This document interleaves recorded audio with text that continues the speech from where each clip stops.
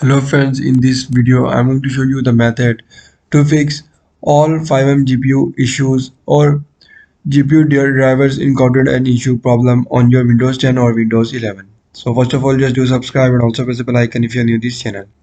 So to fix FiveM GPU problem on your Windows 10 or Windows 11, just follow every single step as I'm showing you in this video and watch complete video.